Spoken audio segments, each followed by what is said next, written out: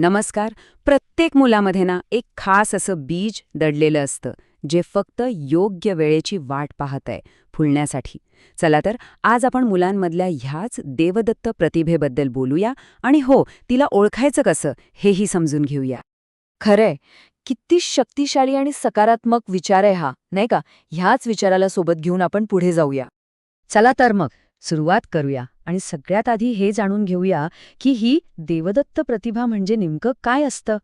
तर बघा, देवदत्त प्रतिभा म्हणजे अशी कौशल्य जी मुलांमध्ये अगदी नैसर्गिकपणे दिसतात.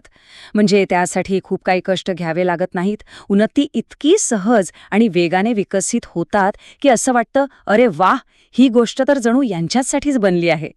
आता असं समजा की आपण एका सुंदर बागेत आहोत, जिथे वेगवेगळ्या प्रकारची फुलं आहेत. मुलांची प्रतिभा सुद्धा अगदी तशीच असते, खूप विविध प्रकारची.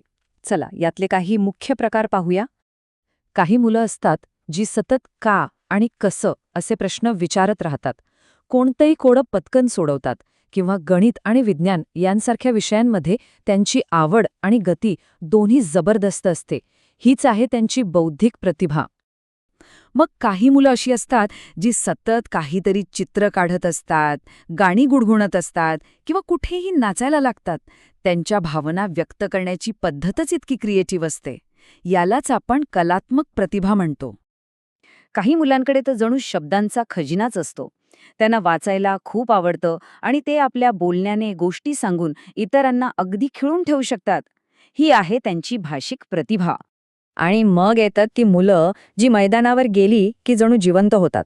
त्यांची शारीरिक चपळता, एनर्जी आणि खेळातील कामगिरी खरंच बघण्यासारखी असते. ही झाली क्रीडा प्रतिभा. अशी काही मुलं असतात जी सहजपणे मित्र बनवतात, गटात काम करताना आपोआप पुढे येतात, नेतृत्व करतात आणि सगळ्यांना एकत्र घेऊन चालतात.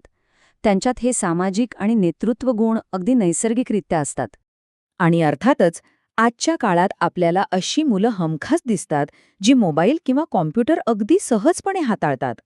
कोणतीही नवीन टेक्नॉलॉजी त्यांना खूप लवकर समजते. ही आहे त्यांची तांत्रिक प्रतिभा. ठीक आहे, तर आपण प्रतिभेची ही वेगवेगळी बीजे पाहिली.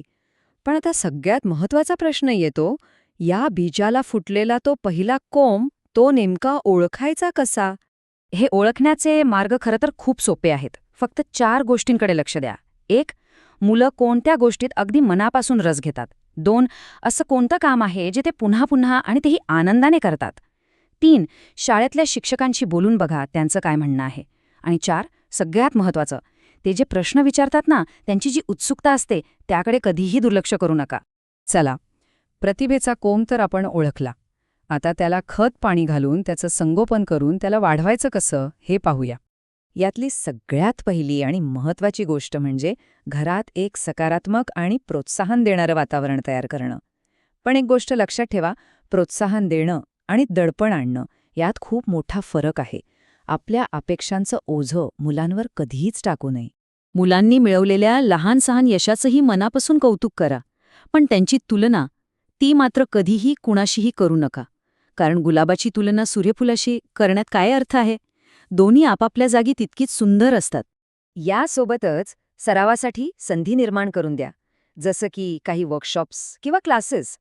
शक्य असेल तर एका चांगल्या प्रशिक्षकाचं किंवा गुरूचं मार्गदर्शन मिळवून द्या आणि त्यांना वेगवेगळे नवीन अनुभव घेण्याची संधी द्या.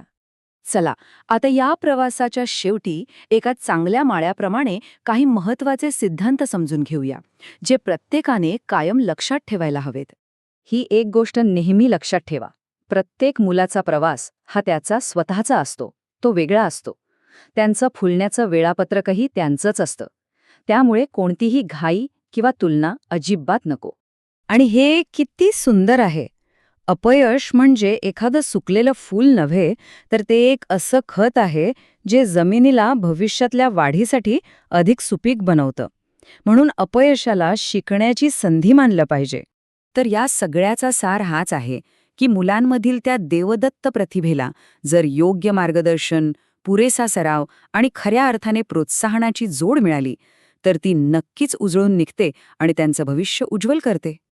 आणि जाता जाता हा एक विचार प्रत्येकासाठी, आपल्या मुलाच्या प्रतिभेचं फूल पूर्णपणे उमलण्यासाठी आपण एक माळी म्हणून कोणती पावलं उचलणार आहोत यावर नक्की विचार करा.